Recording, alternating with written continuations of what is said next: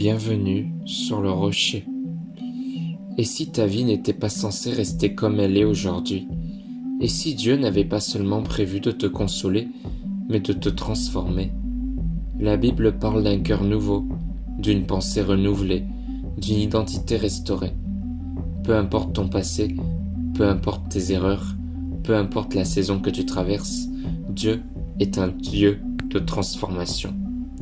Dans cette compilation, nous allons méditer plusieurs passages puissants qui révèlent une vérité essentielle. Tu n'es pas destiné à rester le même. Prépare ton cœur, laisse cette parole agir en toi. C'est parti. Si quelqu'un est en Christ, il est une nouvelle créature. 2 Corinthiens chapitre 5 au verset 17. Notre monde nous pousse sans cesse à devenir une meilleure version de nous-mêmes. Mieux penser, mieux agir, mieux contrôler. La Bible, elle, ne parle pas d'optimisation, elle parle de transformation. 2 Corinthiens chapitre 5 au verset 17 n'annonce pas un simple changement de comportement, mais une réalité beaucoup plus profonde. Quelque chose d'ancien meurt et quelque chose de nouveau naît. Ce verset ne s'adresse pas à ceux qui veulent faire mieux, il s'adresse à ceux qui acceptent de naître autrement. Paul ne dit pas « si quelqu'un essaye plus fort, si quelqu'un devient plus religieux ». Il dit « en Christ ». Être en Christ, ce n'est pas une performance spirituelle, c'est une position.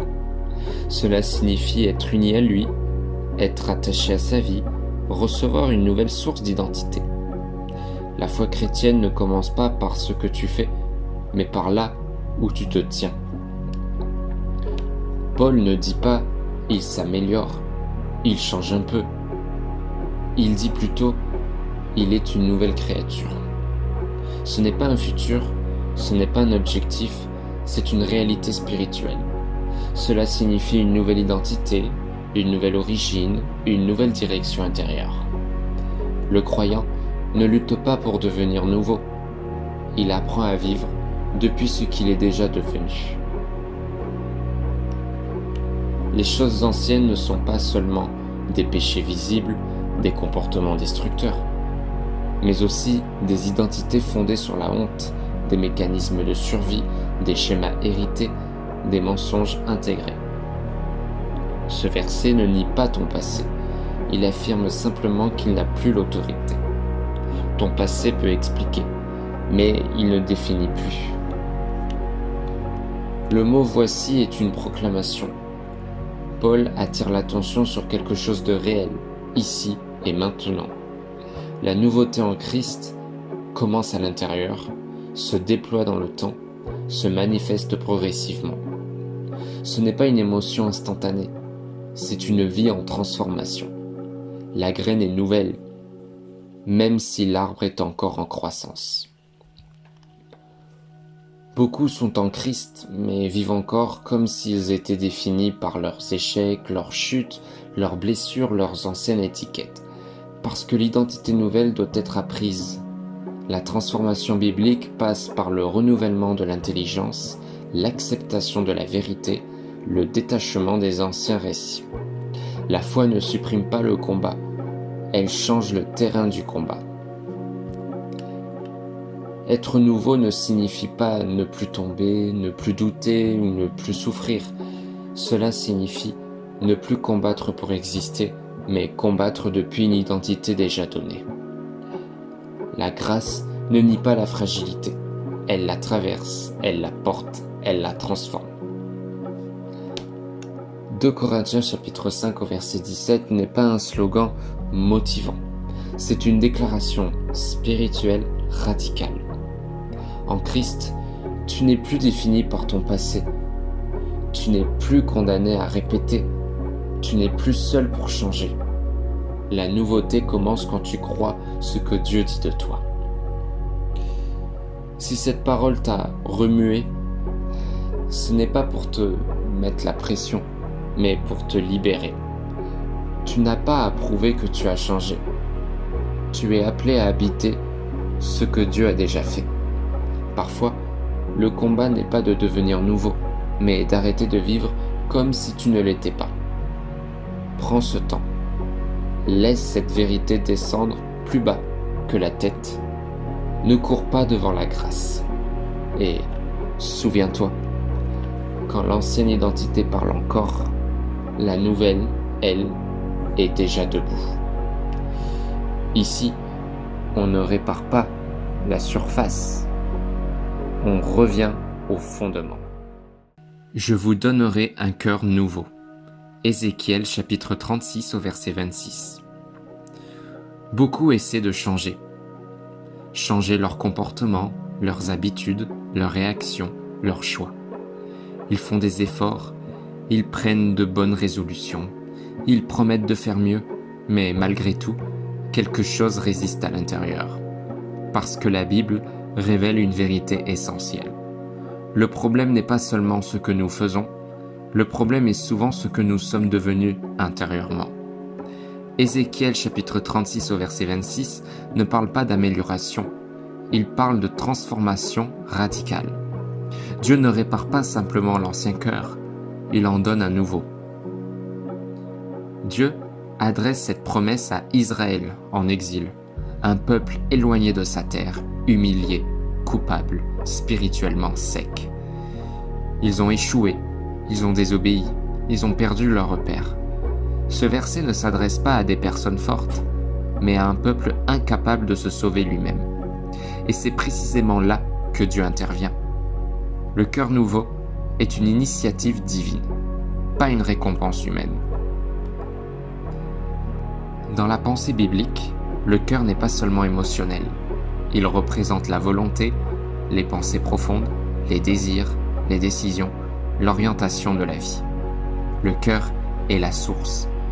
Changer le cœur, c'est changer la manière de penser, la manière de désirer, la manière de choisir. Dieu ne traite jamais seulement les symptômes, il agit à la racine.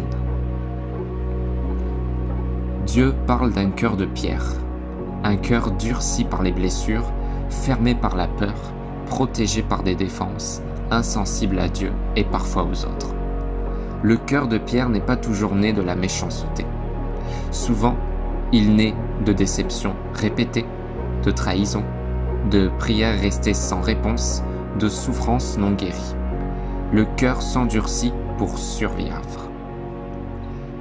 Dieu promet « Je vous donnerai un cœur de chair ». Un cœur de chair n'est pas faible, c'est un cœur vivant, sensible, capable d'aimer, capable d'écouter, capable de répondre à Dieu. Dieu ne rend pas naïf, il rend de nouveau capable de relation. Le cœur de chair ressent, mais il n'est plus gouverné par la peur. Le verset est clair, il ne dit pas « Travaillez sur votre cœur, faites plus d'efforts, changez par vous-même ». Non, il dit simplement « Je vous donnerai ». La vraie transformation spirituelle ne se fabrique pas, ne se force pas, ne se mérite pas. Elle se reçoit. Dieu ne demande pas un cœur parfait, il promet un cœur nouveau. Le verset suivant ajoute « Je mettrai mon esprit en vous ». Dieu ne donne pas un cœur nouveau pour impressionner, mais pour rendre possible une vie alignée. L'obéissance change de nature. Elle n'est plus une contrainte, elle devient une réponse. Quand le cœur change, la volonté suit. Recevoir un cœur nouveau ne signifie pas ne plus avoir de combat, ne plus ressentir de douleur ou ne plus lutter, mais cela signifie ne plus être prisonnier des anciens mécanismes. Dieu ne supprime pas l'histoire, il en change l'impact. La guérison commence là où la dureté s'arrête. Ce que l'homme tente par la discipline, la volonté, le contrôle, Dieu l'accomplit par la grâce, l'esprit, la transformation intérieure. Là où tu n'as plus la force, Dieu commence son œuvre. Si tu te sens fermé, dur, fatigué intérieurement, incapable de changer, ce verset t'annonce une espérance profonde. Dieu ne t'abandonne pas à ton ancien cœur. Il sait en donner un nouveau. Et ce qu'il donne, il le rend vivant.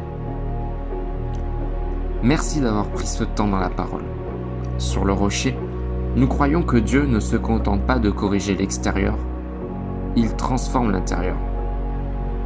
Si ton cœur est lourd, sache ceci, Dieu est spécialiste des cœurs impossibles à changer. Car là où l'homme s'arrête, Dieu renouvelle. Soyez transformés par le renouvellement de l'intelligence. Romains chapitre 12 au verset 2. Beaucoup veulent changer leur vie, changer leurs habitudes, leurs relations, leur situation, leur environnement. Mais la Bible révèle une vérité souvent ignorée. Le vrai combat ne commence pas à l'extérieur, il commence dans la pensée. Romains chapitre 12 au verset 2 ne parle pas de motivation, ni de développement personnel, ni d'optimisation de soi. Il parle d'une métamorphose intérieure. Paul écrit aux Romains après avoir exposé l'Évangile, la grâce, le salut, la justification, l'œuvre de Christ. Puis il change de ton. Il ne dit plus seulement ce que Dieu a fait, mais comment cette vérité transforme la vie. Romains chapitre 12 marque un tournant. La foi n'est plus seulement crue, elle est vécue. Paul commence par une mise en garde. Le monde façonne, le monde modèle, le monde influence. Souvent sans bruit, la conformité agit par la peur de manquer, la comparaison constante, la pression de réussir, l'urgence permanente et l'opinion majoritaire. Le danger n'est pas de vivre dans le monde, mais de penser comme lui sans s'en rendre compte. La conformité est confortable, mais elle anesthésie l'esprit. Paul n'utilise pas le mot « changer », mais un mot bien plus fort, « transformer ». C'est le mot de la métamorphose. Dieu ne veut pas améliorer l'ancien système. Il veut en produire un nouveau. La foi chrétienne n'est pas un ajustement, une retouche morale ou un vernis spirituel. C'est une transformation de l'intérieur vers l'extérieur. Dans la Bible, l'intelligence n'est pas seulement intellectuelle. Elle désigne la manière de raisonner, d'interpréter la réalité, de se voir soi-même, de voir Dieu, de comprendre les situations. Beaucoup vivent avec une foi nouvelle, mais une pensée ancienne. Renouveler l'intelligence, c'est désapprendre les mensonges, remettre en question les schémas hérités, laisser la vérité reprogrammer l'intérieur. Cela demande du temps et de la constance.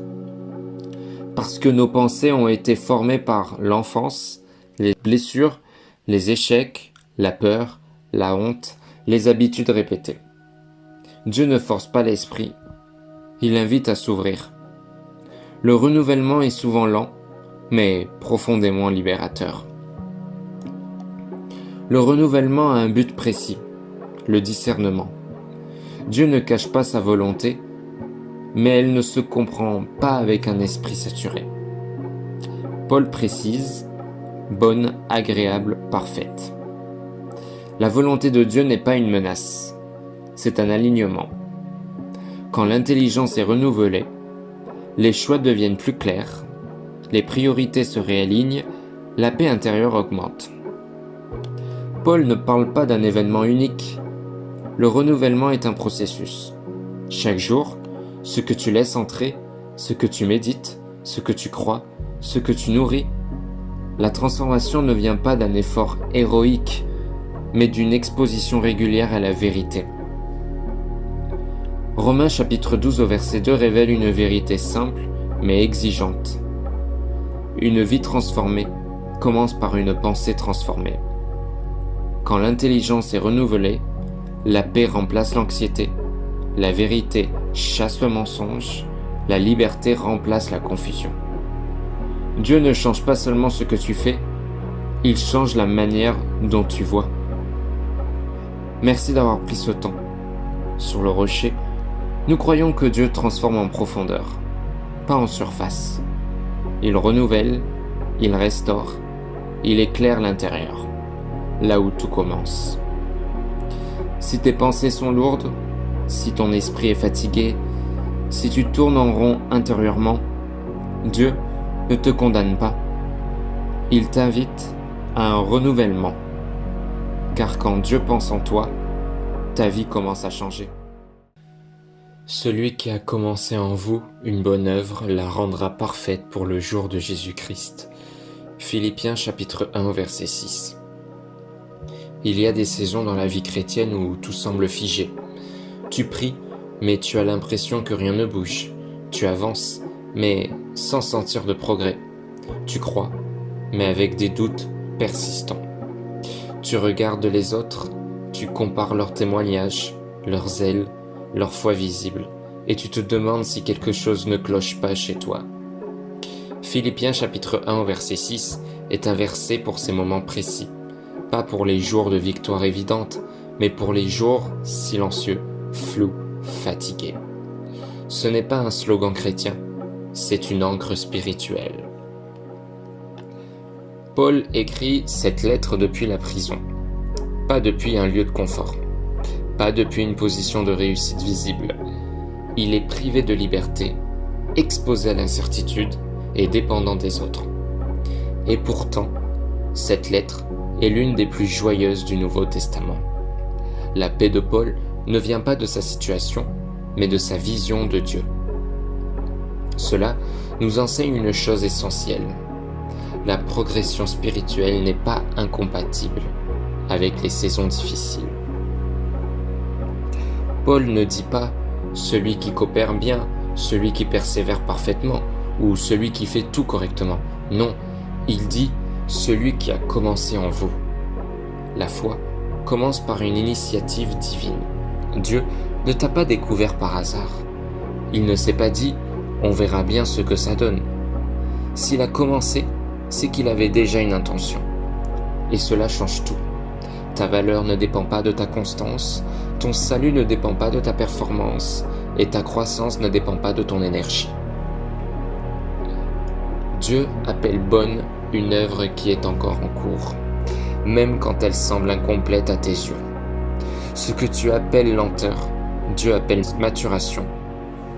Ce que tu appelles échec, Dieu appelle apprentissage. Dieu ne confond jamais processus et échec. Ce qui n'est pas fini n'est pas raté. Nous voulons des résultats rapides. Dieu, lui, construit profond. Il travaille dans la répétition, dans l'attente, dans les saisons invisibles. Beaucoup de ce que Dieu fait en toi n'est pas visible immédiatement, mais c'est ce qui te soutiendra durablement. L'enracinement précède toujours l'élévation. La rendra parfaite. Ce mot ne signifie pas sans défaut, mais amené à son but. Dieu ne se lasse pas de toi. Dieu ne se fatigue pas de recommencer. Dieu ne jette pas ce qu'il a commencé. Même quand tu fais une pause, même quand tu doutes, même quand tu tombes, lui continue. Beaucoup vivent leur foi sous pression. Je devrais être plus avancé. Je devrais mieux faire, je devrais être plus fort. Philippiens chapitre 1 verset 6 vient casser cette logique. La foi n'est pas une compétition, la croissance n'est pas un examen, la transformation n'est pas une course contre les autres. C'est une marche avec Dieu. Dieu ne travaille pas seulement pour aujourd'hui, il travaille avec l'éternité en vue. Ce que tu vis maintenant prépare quelque chose de plus grand. Ce que tu ne comprends pas aujourd'hui aura un sens demain. La patience devient possible quand la destination est claire. Il y a des saisons où l'on croit reculer, mais souvent, Dieu est en train de déconstruire pour reconstruire, purifier pour affermir, ralentir pour approfondir. Recul apparent ne signifie pas abandon divin. Dieu n'est jamais en retard sur lui-même. Ce verset ne te pousse pas à forcer. Il t'invite à faire confiance. Dieu n'a pas oublié ton nom. Dieu n'a pas perdu le fil de ton histoire. Dieu n'a pas abandonné ce qu'il a commencé. Si tu écoutes ce message et que tu te sens faible, fatigué, déçu de toi-même, ce verset est pour toi. Tu n'es pas en retard. Tu n'es pas hors jeu. Tu es en chemin. Dieu travaille encore, même dans le silence, même dans l'ombre. Ici, On ne construit pas sur la performance, mais sur la fidélité de Dieu. Souviens-toi, ce que Dieu commence, il l'achève. Ce que Dieu façonne, il ne l'abandonne pas. Repose-toi sur le rocher et continue d'avancer. Ô Dieu, crée en moi un cœur pur, renouvelle en moi un esprit bien disposé. Psaume 51, verset 10. Ce verset n'est pas une simple demande de pardon. Ce n'est pas une prière religieuse de façade, c'est un cri intérieur. David ne dit pas « corrige-moi, aide-moi à mieux faire, améliore ce qui existe ». Non, il dit simplement « crée en moi ». David reconnaît que certaines chutes, certaines fractures intérieures, certains désordres profonds ne se réparent pas. Ils doivent être créés. Le psaume 51 est écrit après l'adultère avec Bathsheba, le mensonge, le meurtre d'Uri, la confrontation directe avec le prophète Nathan. David est roi. Il pourrait se défendre, il pourrait minimiser, il pourrait rationaliser. Mais il ne fait rien de tout cela. Il vient sans masque, conscient que le problème n'est pas seulement ce qu'il a fait, mais ce qu'il est devenu intérieurement. Dans la pensée biblique, le cœur n'est pas seulement émotionnel. Le cœur est le siège des décisions, l'origine des désirs, la source des pensées, la racine des choix. David comprend une vérité douloureuse. Son péché n'est pas un accident, mais le fruit d'un cœur désorienté. Changer les actes sans toucher le cœur, c'est repousser la chute. La pureté biblique ne signifie pas être parfait, ne jamais chuter, ne jamais lutter. Elle signifie un cœur non divisé, une loyauté intérieure, une direction claire. David ne demande pas un cœur impeccable, il demande un cœur réaligné. Le verbe hébreu utilisé est bara. C'est exactement le même mot que dans Genèse chapitre 1, au commencement, Dieu créa. Cela implique une création à partir de rien, une action exclusivement divine, une œuvre impossible pour l'homme. David reconnaît une vérité essentielle. Il ne peut pas se transformer lui-même. La vraie repentance commence quand on cesse de se sauver soi-même. Le cœur concerne l'intérieur profond. L'esprit concerne la direction quotidienne. David ne veut pas seulement un moment spirituel fort. Il veut une stabilité nouvelle, une constance intérieure, une fidélité qui tient dans le temps. Il ne cherche pas une émotion, il cherche une transformation durable. Ce psaume parle à ceux qui tombent toujours aux mêmes endroits, luttent avec les mêmes schémas, se sentent fatigués d'eux-mêmes. David ne fuit pas cette lucidité, et Dieu ne la rejette pas. La grâce commence là où l'excuse s'arrête. Dieu ne fait pas du bricolage spirituel. Il ne se contente pas de nettoyer la surface, de masquer les fissures, ni de colmater temporairement. Il recrée. La grâce biblique n'est pas cosmétique, elle est créatrice. Le psaume 51 verset 10 nous rappelle que le vrai changement est intérieur, la repentance n'est pas la honte, Dieu est spécialiste des recommencements. Ce que tu ne peux plus réparer, Dieu peut le recréer. Peut-être que tu as essayé de changer, peut-être que tu as promis, peut-être que tu es fatigué de recommencer. Ce verset t'invite à une autre prière. Non pas « fais-moi mieux », mais « recrée-moi ». Ô Dieu, crée en moi ce que je ne peux produire moi-même. Purifie ce qui est mélangé, redresse ce qui est tordu, renouvelle ce qui est fatigué. Je me remets entre tes mains créatrices. Amen. Tu n'es pas défini par ta chute.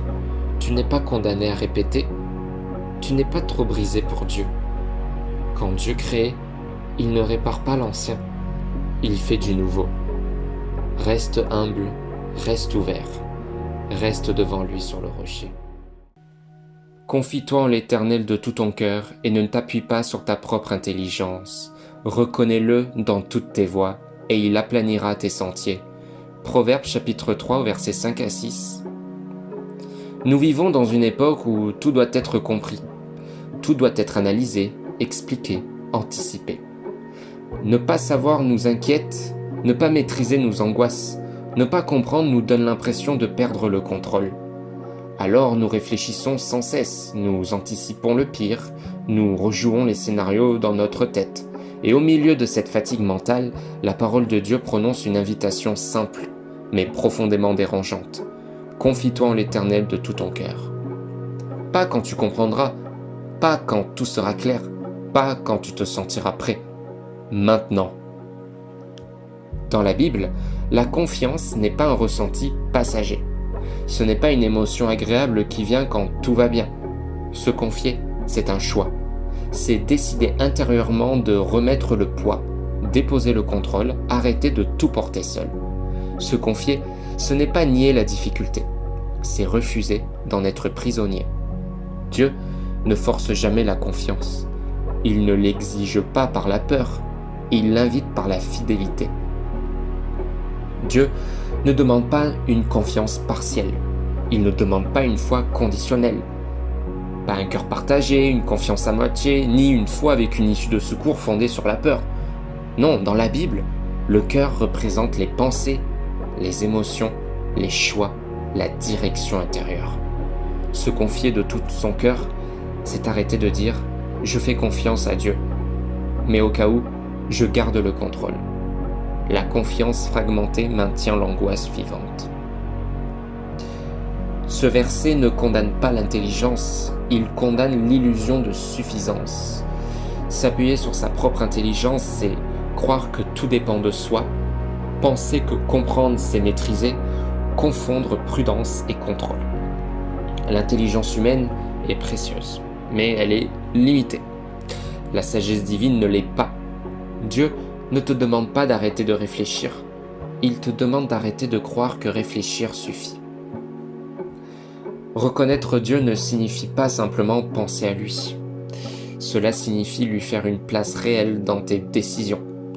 Reconnaître Dieu, c'est lui demander conseil, lui soumettre tes projets, accepter qu'il corrige ta direction, marcher avec lui, pas devant lui. Dieu ne cherche pas à diriger ta vie comme un dictateur. Il marche comme un père, mais il ne force jamais la main d'un cœur fermé. Dieu ne promet pas une vie sans obstacles. Il ne promet pas un chemin sans douleur. Il promet une direction claire dans la confusion. Aplanir, ce n'est pas supprimer toute difficulté. C'est éviter les impasses inutiles. C'est réduire les détours fondés sur la peur. C'est rendre le chemin praticable même quand il est exigeant. Parfois, Dieu ne change pas le paysage, mais il change la direction. Proverbe chapitre 3, versets 5 à 6 vient toucher des blessures modernes profondes.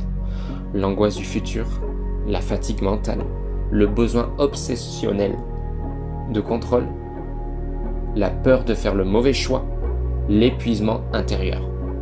Il rappelle une vérité simple et libératrice. La paix ne vient pas de la maîtrise, mais de la confiance. Faire confiance à Dieu, ce n'est pas abandonner la réflexion, c'est abandonner la solitude du contrôle. Quand tu relâches ce que tu ne peux pas porter, Dieu prend le relais. Quand la confiance grandit, le cœur s'apaise, l'âme respire et le chemin devient plus lisible. Tu n'as pas besoin de comprendre toute ta vie aujourd'hui. Tu n'as pas besoin de voir 10 ans devant toi. Un pas suffit. Une décision de confiance suffit. Confie-toi en l'Éternel et laisse-le guider ce que toi, tu ne peux pas encore voir. Si ces mots ont touché ton cœur, ce n'est pas un hasard. Parfois, Dieu ne crie pas. Il murmure, juste assez fort pour celui qui écoute. Prends ce temps. Laisse cette parole descendre. Non pas seulement dans ta tête, mais dans ton cœur. Et souviens-toi, quand tout vacille, il existe un endroit stable. Le rocher ne bouge pas. Repose-toi sur lui. À demain, ici, sur le rocher. Prends soin de toi.